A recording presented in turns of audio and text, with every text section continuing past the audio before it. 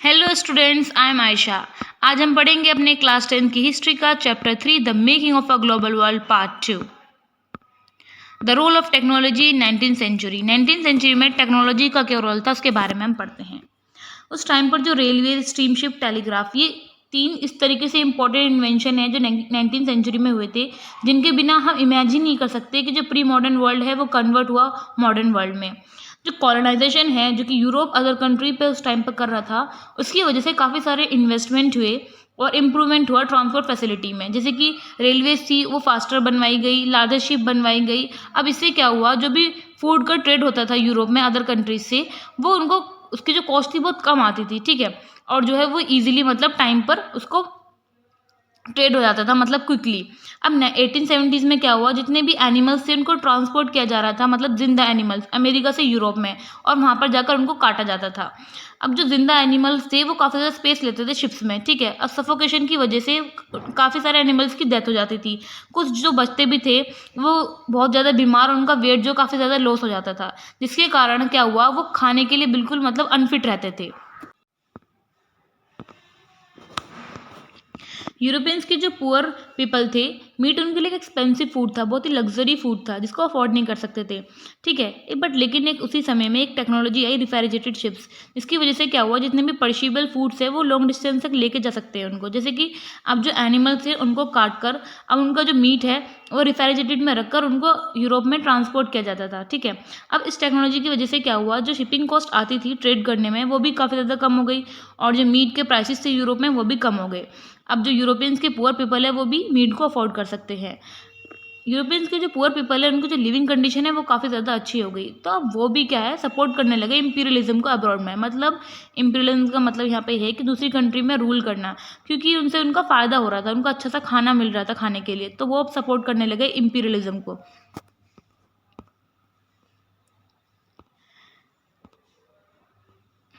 Late 19th century में क्या हुआ, ठीक है। अभी तक उन्होंने क्या करा, हमने अमेरिका का कॉलोनाइजेशन होते हुए देखा था कि यूरोप ने किस तरीके से करा। अब वो क्या करेंगी, उनका जो इंटरेस्ट है वो अट्रैक्ट होने लगे कहाँ पे, अफ्रीका की तरफ।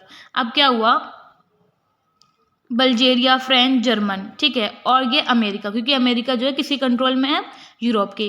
इन चारों कंट्रीज़ ने मिलकर क्या किया, अब इनका जो इंटरेस्ट है अफ्रीका में जाने लगा, तो उन्होंने प्लान बनाया कि वो अब अफ्रीका पर अपना कॉलोनाइज करेंगे।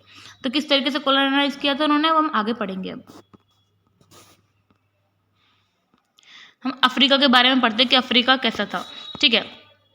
हिस्टोरिकली देखा जाए अफ्रीका के पास काफ़ी ज़्यादा लैंड था, ठीक है। वहाँ की जो पॉपुलेशन थी वो भी बहुत ज़्यादा कम थी, ठीक है। इसकी वजह से क्या हुआ, जो वहाँ के जो लोग थे वो काम करना वेजिस के लिए पसंद ही नहीं करते थे। उनके पास अपनी खुद की लैंड होती थी जिनसे उनका खर्चा पानी चल जाता था। 19th सेंचुरी में क्या हुआ, यूरोपियंस का जो अट्रैक्टेड हुए अफ्रीका की तरफ, क्यों हुए, क्योंकि वहाँ पे काफ़ी ज़्यादा रिसोर्सेज थी लैंड पर, और काफ़ी ज़्यादा मिनरल्स भी अच्छे थे वहाँ के। इस वजह से वहाँ पे वो अट्रैक्टेड हुए अफ्रीका में। यूरोप जो है वो अफ्रीका में इस होप से आए कि वहाँ पर जाकर स्टैब्लिश करेंगे प्लांटेशन और माइंस, और जो भी प्रोड्यूस होगा क्रॉप्स एंड मिनरल्स वो उसको एक्सपोर्ट कर लेंगे अपने यूरोप में, ठीक है। बट लेकिन वहाँ पे एक अनएक्सपेक्टेड प्रॉब्लम देखने को मिली, शॉर्टेज ऑफ लेबर, क्योंकि वहाँ पे लोग काम करने के लिए तैयार ही नहीं रहते थे वेजिस के लिए। उनके पास खुद का एक लैंड होता था जिनसे वो अपना खर्चा पानी चलाते थे। तो वहाँ पे एक problem I, shortage of labour. Plantation और माइंस पे काम करने के लिए लेबर की नीड तो होगी, बट लेकिन वहाँ पे लेबर है काम करने के लिए तैयार ही नहीं थी। अब ये प्रॉब्लम किस तरीके से सॉल्व की इसके बारे में हम देखते हैं।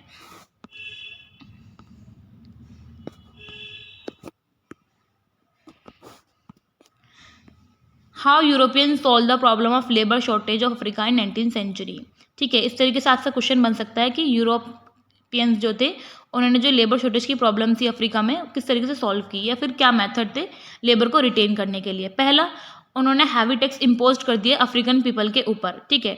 अब क्या हुआ, अब हैवी टैक्स उनको पे करने के लिए वेजिस तो उनको चाहिए, मतलब पैसे तो उनको चाहिए, तो वो अब उनको फोर्सफुली वेजिस के लिए काम करना पड़ गया, ठीक है। अब सेकंड, उन्होंने क्या किया, जो इनहेरिटेंस लॉ चेंज कर दिया। पहले क्या होता था, जो फादर की प्रॉपर्टी, जो लैंड्स वगैरह है, वो सारी राइट्स उनके जो सन्स हैं उनको मिलेगी, सारे सब में इक्वली डिवाइड होगा। बट लेकिन अब ऐसा नहीं था, जो एल्डर सन है सिर्फ उसको ही सारे राइट्स मिलेंगे, जो अदर सन्स हैं उनको राइट नहीं मिलेंगे, तो उनको फोर्सफुली अपने खर्चा पाने के लिए काम करना पड़ता था, ठीक है। थर्ड, उन्होंने क्या किया, माइन वर्कर वर कन्फाइंड, जो वर्कर्स थे जो भी काम करने के लिए आते थे ठीक है, एज अ लेबर काम करने के लिए, वो उनको फ्रीली मूव नहीं करने देते थे। मतलब वो काम करने के लिए आते थे, वो उनको वहीं पे पकड़ कर रख लेते थे, उनको जाने नहीं देते थे। ठीक है, तो उनको कन्फाइन कर लेते वहीं पे। तो ये सारे आपसे क्वेश्चन पूछा सकता है कि किस तरीके से प्रॉब्लम सॉल्व की लेबर की। तो आप यहाँ पे इनके 3 मेथड दे सकते हैं। ठीक है, या फिर 3 पॉइंट। रिंडरपेस्ट और कैटल डिजीज, इसके बारे में हम पढ़ते हैं अब। जो रिंडरपेस्ट है वो अफ्रीका में आई लेट 1880s में। ठीक है, ये जो बीमारी थी वो अफ्रीका में पहले से नहीं थी, बट लेकिन उसको इन्फेक्टेड जो कैटल थी उनको वहाँ पर लाया गया। कहाँ पर? अफ्रीका में। जैसे कि जो इटालियन सोल्जर्स थे ना, वो जो ईस्ट अफ्रीका का पार्ट है इरित्रिया, वो उस पर अपना कंट्रोल करना चाहते थे। ठीक है, बट लेकिन साथ में क्या था, ब्रिटिश भी वहाँ पर, मतलब यूरोप, वो भी अपना कंट्रोल करना चाहते थे। तो इटालियन सोल्जर को हराने के लिए जो ब्रिटिश एशिया है, वो जो कैटल डिजीजेस थी, मतलब जो भी इन्फेक्टेड थी, वो उनको फीड कराने के लिए, मतलब खिलाने के लिए इटालियन सोल्जर के लिए लेकर आए। ठीक है, अब वहाँ पे इटालियन जो सोल्जर्स थे उन्होंने उनको खा लिया, उन कैटल्स को। ठीक है, अब इससे क्या हुआ, वो जो पूरी डिजीज़ थी पूरे अफ्रीका में फैल गई। विद इन 5 ईयर्स के अंदर जो अफ्रीका था वो काफ़ी ज़्यादा इन्फेक्टेड हो गया इस रिंडरपेस्ट डिजीज़ से, और जो 90% कैटल्स थी वो वहाँ पे इसके कारण उनकी डेथ हो गई। अब जो अफ्रीका का जो लाइवलीहुड था वो यही था कैटल का। ठीक है, बट लेकिन जो कैटल काफ़ी ज़्यादा डिस्ट्रॉय हो गया अफ्रीकन में, जो उनका जो लाइवलीहुड था वो बिल्कुल ख़त्म हो गया। ठीक है, क्योंकि लाइवलीहुड उनका खर्चा पानी ही चलता था अफ्रीकन्स के लोगों का। अब जो भी वहाँ पे बची थी, मतलब जिंदा कैटल्स वगैरह जो सही थी, जो इन्फेक्टेड नहीं थी, उन पर यूरोप ने अपना कंट्रोल कर लिया, जिससे कि लोगों को फोर्स कर लिया as a labour. Indentured labour migration from India. जो इंडेंजर्ड लेबर थे वो माइग्रेट हो रहे थे इंडिया से, वो कहाँ पर जा रहे थे उनके बारे में हम पढ़ते हैं। ठीक है, 19th सेंचुरी में क्या हुआ, 100,000 इंडियन और जो चाइनीज लेबर थे वो काम के चक्कर में जाने लगे प्लांटेशन और माइंस पे काम करने के लिए, और जो रोड एंड रेलवेज कंस्ट्रक्ट किए जा रहे थे पूरे वर्ल्ड पर, उन पर काम करने के लिए वो निकल पड़े इंडियन और चाइनीज लेबर। जो इंडेंजर्ड लेबर थे उनको कॉन्ट्रैक्ट के अंडर साइन किया जाता था, मतलब हायर किया जाता था। उनसे ये कहा जाता था कॉन्ट्रैक्ट के अंदर कि 5 साल तक तुम्हें, जो कि उनका एम्प्लॉयर है, उनके प्लांटेशन पे काम करना है, उसके बाद तुम्हें फ्री किया जाएगा। ठीक है, उससे पहले तुम्हें फ्री नहीं किया जाएगा। जो मोस्ट इंडेंजर्ड लेबर थे वो इंडिया के यूपी, बिहार से और तमिलनाडु या फिर जो सेंट्रल पार्ट था इंडिया के, वहाँ से आते थे। उनका जो मेन डेस्टिनेशन था इंडियन इंडेंजर्ड माइग्रेंट्स का, जो इंडिया से जाते थे, वो Caribbean island, Mauritius and Fiji, साइलोन, ये सब जाते थे, और असम भी। ठीक है, टी प्लांटेशन पे काम करने के लिए। ठीक है, अब ये जो इनका जो रिक्रूटमेंट था, मतलब जो लोगों को, लेबर को फोर्स किया जा रहा था, वो एक एजेंट के द्वारा किया जा रहा था। ब्रिटिशर्स थे, उन्होंने एक एजेंट हायर किया हुआ था लोगों को काम करने के लिए, मतलब फोर्स करने के लिए। उसके लिए उनको एक स्मॉल कमीशन भी पे करते थे। जो एजेंट था वो लेबर थे, उनको गलत इन्फॉर्मेशन देता था कि जो भी वहाँ पर वो काम करने के लिए जाएंगे, वहाँ की जो लिविंग कंडीशन और वर्किंग कंडीशन है वो बहुत ज़्यादा अच्छी है। बट लेकिन जब लेबर वहाँ जाके देखते थे, जो उनको बताया गया था उससे वो बिल्कुल डिफरेंट सिचुएशन या कंडीशन थी वहाँ की। ठीक है, जो लिविंग एंड वर्किंग कंडीशन थी वो बिल्कुल भी अच्छी नहीं थी वहाँ पे, और जो उनके पास फ्यू लीगल राइट्स थे वो भी कुछ नहीं थे उनके पास, लेबर के पास। अब जो लेबर्स थे वहाँ पे, उन्होंने सर्वाइव करने के लिए अपने अपने तरीके निकाल लिए। ठीक है, काफ़ी सारे जो थे वो वाइल्ड बर्ड, मतलब कि जो जंगल थी वहाँ पे जाकर छुप गए, और जो कुछ जो थे ब्रिटिशर से नहीं डरते थे, उन्होंने कलेक्टिव एक्सप्रेशन बनाए उनके खिलाफ लड़ने के लिए। ठीक है, पहला था होसे। होसे क्या था, ट्रिनिडेड में एक एनुअल मोहर्रम प्रोसेशन होता है। इसमें क्या हुआ कि ये क्रूटस कार्निवल में ट्रांसफर्ड हो गया, मतलब जितने भी वहाँ के जो इंडेंजर्ड लेबर के, जितने भी वहाँ के ऑल रेसेस के पीपल थे, रिलीजन के थे, उन्होंने इस मोहर्रम प्रोसेशन को ज्वाइन किया ब्रिटिश के अगेंस्ट। सेकंड था रास्टाफेरिनिज्म। रास्टाफेरिनिज्म जो रिलीजन है उसको पॉपुलराइज किया गया था बॉब मार्ली ने, जो कि एक बहुत बड़े सिंगर थे। किसके अगेंस्ट? कॉलोनियल रूलर के अगेंस्ट। उनके काफ़ी ज़्यादा कल्चरल लिंक्स अच्छे थे, जो लोग इंडेंचर होकर आए थे इंडिया से कैरेबियन में के साथ। ठीक है, अब उन्होंने ये सब जो है रिलीजन्स बनाए ब्रिटिश के अगेंस्ट।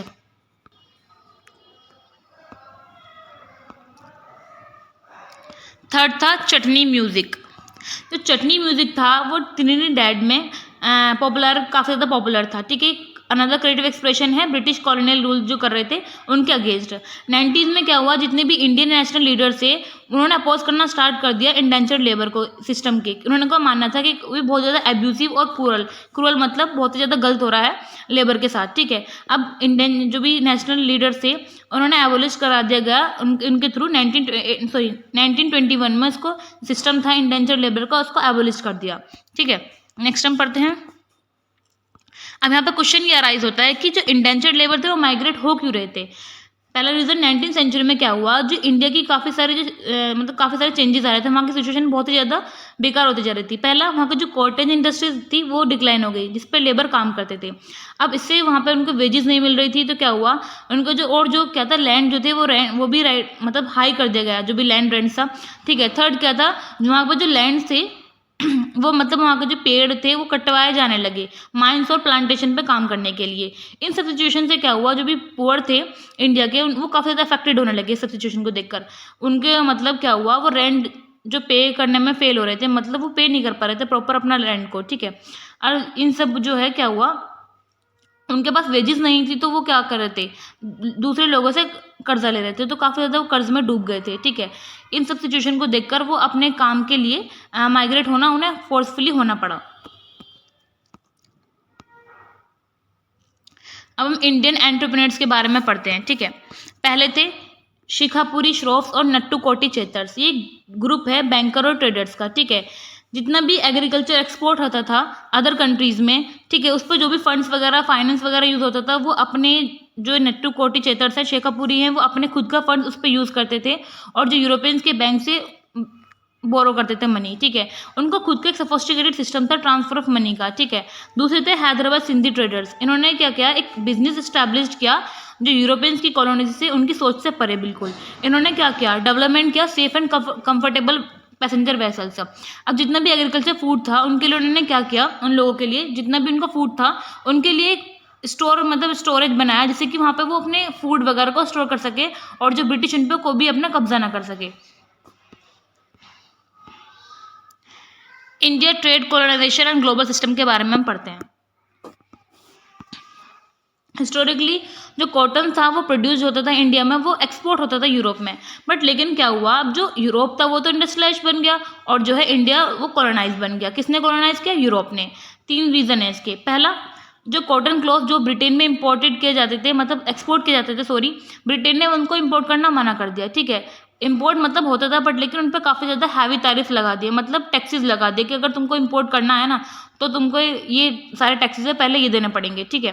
सेकेंड, उन्होंने क्या किया, जो रॉ मटेरियल्स थे इंडिया से वो अपने कंट्री ब्रिटेन में उसको इंपोर्ट करने लगे, क्योंकि वो कच्चा सामान ले जाते थे और अपनी इंडस्ट्रीज़ में उनको फाइनल प्रोड्यूस करके हमारे इंडिया में आके महंगे पैसे में बेचते थे। ठीक है। जैसे कि कॉटन और इंडिगो, ओपियम, इन सब को वो कच्चा सामान यहाँ से लेके जाते थे, रॉ मटेरियल्स।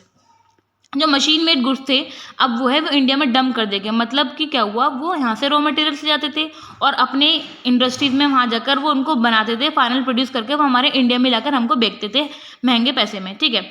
और जो इंडिया का शेयर था कॉटन टेक्सटाइल का एक्सपोर्ट का 1818 में 30% था, 1815 में 50% हो गया, बट लेकिन कुछ साल बाद वो बिल्कुल 3% हो गया, बिल्कुल नीचे गिर गया।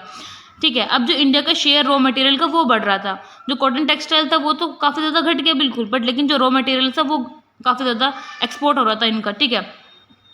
जो पहले 5% था 1812 में, बट लेकिन 35% हो गया 1871 में। देख रहे हो आप कितना ज़्यादा इंक्रीज़ हुआ है, मतलब वो जो कच्चा सामान है वो ले जा रहे हैं यहाँ से, बट लेकिन जो हमारा फाइनल प्रोडक्शन है उनको नहीं ले जाते थे। ठीक है। उन पर उन्होंने हैवी टैरिफ इम्पोज कर दिए। ठीक है। अब एग्जाम्पल क्या था कि जो रॉ मटेरियल्स लेके जा रहे थे जैसे कि रॉ कॉटन इंडिया से। ठीक है। अब जितना भी ये ट्रेड सरप्लस जो हमारे इंडिया से लेके जाते थे ब्रिटिश, उनका करते क्या थे, अगर मैं आपको इकोनॉमिक टर्म्स में ट्रेड सरप्लस का मतलब बताऊं, जैसे कि इंडिया है और यूरोप है, ये दोनों जो कंट्री हैं आपस में ट्रेड कर रही हैं। ठीक है। अब ट्रेड में अब जिसको भी मतलब इसकी कंट्री में जो भी कंट्री ज़्यादा एक्सपोर्ट कर रही है उसको ज़्यादा फायदा हो रहा है, मतलब कि यूरोप जो है वो ज़्यादा एक्सपोर्ट कर रही है इंडिया में, बट लेकिन इंडिया एक्सपोर्ट नहीं कर पा रहा यूरोप में, तो इससे फ़ायदा किसको हो रहा है, जो भी सबसे ज़्यादा एक्सपोर्ट करेगा उसके पास उसकी कंट्री में ज़्यादा पैसा आएगा अदर कंट्रीज से। ठीक है। तो यूरोप को यहाँ फ़ायदा हो रहा है, इसका ट्रेड सरप्लस ज़्यादा हो रहा है। तो इस ट्रेड सरप्लस का यूरोप करता क्या था, जितने भी अदर कंट्रीज़ के साथ मतलब उनकी जो डिफ़िकल्ट प्रॉब्लम आती थी वो उसको पे करते थे। दूसरा जो होम चार्जेस थे उनको पे करते थे। होम चार्जेस क्या थे, जो ब्रिटिश ऑफिसर्स थी उनकी पेंशन थी, उनके जो ऑफिसर्स थे वो उनको पे करते थे। अब दूसरा क्या था, जो इंडिया के नाम पे वो अदर कंट्री से लोन लेते थे, जो उनका जो इंटरेस्ट होता था वो उनको इसी पैसे से पे करते थे। और तीसरा जो भी एक्सटर्नल डेब्ट है, मतलब जो भी इन्होंने अदर कंट्री से लोन वगैरह ले रखा उनको उसी चीज़ से सारा पे करते थे। ठीक है।